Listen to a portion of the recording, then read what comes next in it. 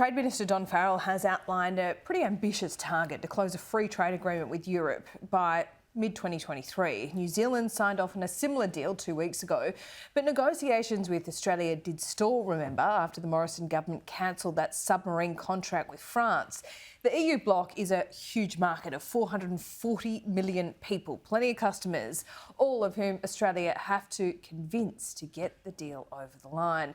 Joining me live is the EU Ambassador to Australia, Michael Pulch. Michael, great to see you.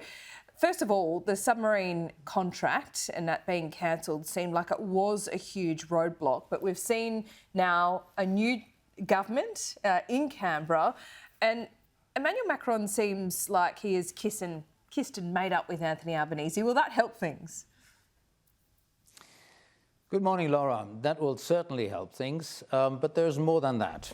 I just came back from a visit to Brussels, Paris and Frankfurt, where I talked to my interlocutors in the European Commission, the Parliament and the business community. And I sense there is a renewed momentum for this trade negotiation. And that is based on four considerations, in fact. One is trade diversification. Australia and the EU want to diversify their trade. We want to be less dependent on any single trading partner otherwise, particularly on issues like energy and raw materials. Then there is a more ambitious climate change policy by the new government, which brings it in line with the European priorities. And that's important for trade negotiations because we have a mandate that every trade deal that we sign will be a net plus also on climate change.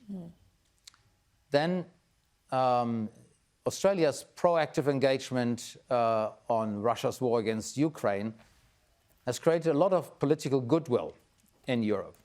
And I think there are a lot of countries and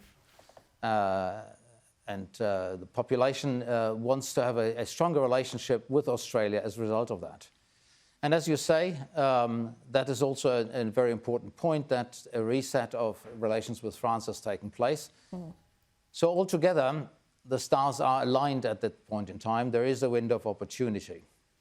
It certainly seems like it. Interesting that you do sense after being in Brussels that there is renewed momentum. How much of a sticking point was the previous climate change targets under the previous government?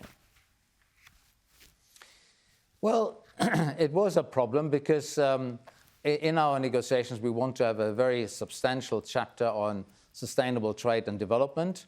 We also want to ensure that our trading partners are fully in line with our commitments to the Paris Agreement.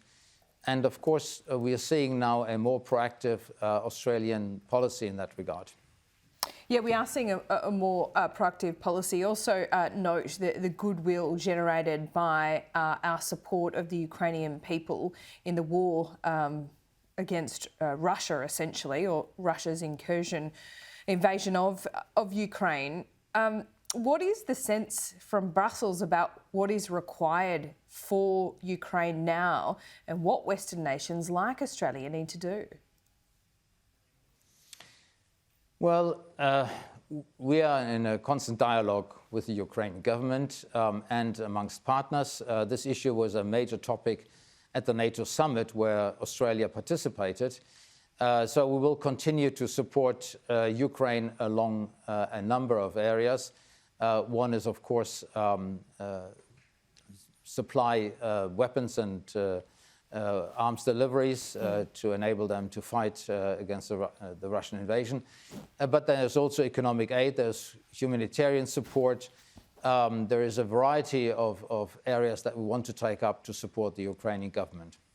There's also much being spoken about the Pacific, countering China's influence. How much would an FTA between Europe and Australia help that situation, and how important is that for Europe? Well, we have adopted an Indo-Pacific strategy in September last year, and we want to intensify our relations with this part of the world. An FTA with Australia is an anchor for our relationship with this important country, Australia.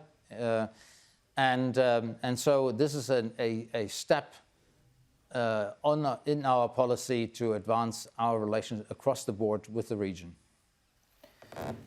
Yeah, indeed. And we're sorry that you'll be leaving us soon, Michael, because you've been very generous to this program and a great ambassador. But Gabriel Vicentin will I think, replace you by the end of the year.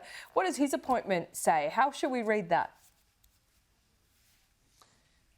Well, I think this appointment underlines the importance that we attach to our relations with Australia. I think we've seen a lot of momentum over the last 5 years. A lot has happened in this relationship. We're doing more with Australia than we ever did before. And I think the events of 2 weeks ago when the Prime Minister Albanese was in Europe, in Madrid and in Paris and then in Kiev, underlines that Australia is also more engaging with Europe in that regard. Yeah, indeed. Well, Michael, we will speak to you many times before the end of the year. Thanks so much for your time as always. It was a pleasure. Thanks for having me on the show, Laura.